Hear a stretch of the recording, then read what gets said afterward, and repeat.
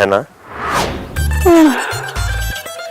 মানুষটারে সারা রাত ভাবছি, তাই এমনও ভাবতেছি, মনে হইতেছে মানুষটা যেন আমার সামনে দাঁড়িয়ে আছে। ওগো, তুমি বিদেশে গেছো, বিদেশেই থাকো, তুমি আর আমার ভাবনায় আইসো না, আমার আর বিরক্ত করো না, আমারে কাজ করতে দাও। হ্যাঁ না, আমি তোমার ভাবনায় না, আমি বাস্তবে তোমার চোখের সামনে দাঁড়ায় আছি।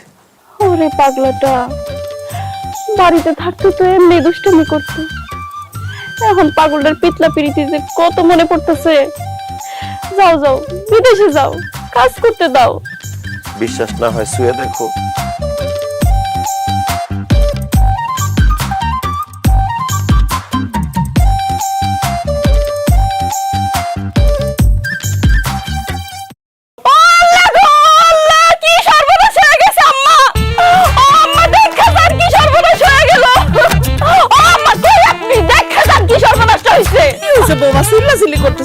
মনটা ভালো না, পুকুর ঘাটে আমি বয়ে আছিলাম।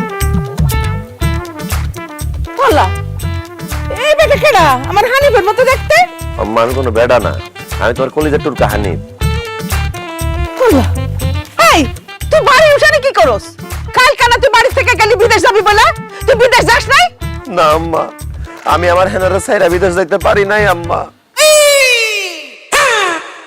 বিশ্বাস করো আম্মা, আমি এয়ারপোর্টে ঢুকার পর আমার ভিতরটা কেমন জানি হাহাকার করা শুরু করছে। আমি যেই দিকেই যাইতেছি, যার দিকেই তাকাইতেছি, সবাই আমার হেনার মতো লাগতেছে।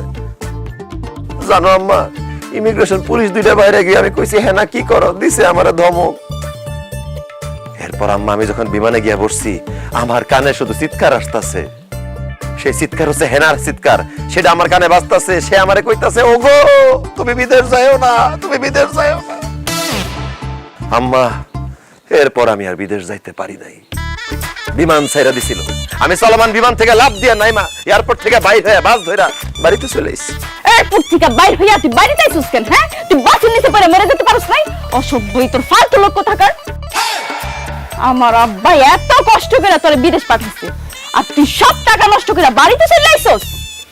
আমরা আরো রাতের বেলা কান্নাকাটি করতেছিলাম যে তুই 5 বছর পর দেশে আবি, আর তুই সকালবেলা বাড়িতে চলে আইছস।